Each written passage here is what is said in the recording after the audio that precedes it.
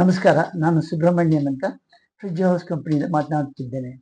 ನಾವು ಈಗ condense unit ಮತ್ತು ಫುಡ್ ಚೈನ್ಗೆ ಒಳ್ಳೆಯ ಸಹಾಯ ಮಾಡುತ್ತಿದ್ದೇವೆ. ಹೇಗೆಂದರೆ ಆಹಾರವನ್ನು ಅದರಲ್ಲಿ ಇಟ್ಟು ಸ್ವಲ್ಪ ದಿವಸ ಬಿಟ್ಟು ತಿರ್ಗಾ ಅದನ್ನು ಉಪಯೋಗಿಸಬಹುದು, ಹಾಗೆ ಮಾಡಿದ್ದೇವೆ. ಮತ್ತು ಆ ಯೂನಿಟ್ನಿಂದ ಮತ್ತೆ ಹೂವು, ಹಣ್ಣು ಮತ್ತು ಬೇಳೆ, ಮೆಣಸಿನಕಾಯಿ ಅಂತ ಅದನ್ನೆಲ್ಲ ನಾವು ಇದರಲ್ಲಿ ಪ್ರಿಸರ್ವ್ ಮಾಡಬಹುದು. ಇದರಿಂದ ತುಂಬ ಜನಗಳಿಗೆ ಉಪಕಾರವಾಗಿದೆ.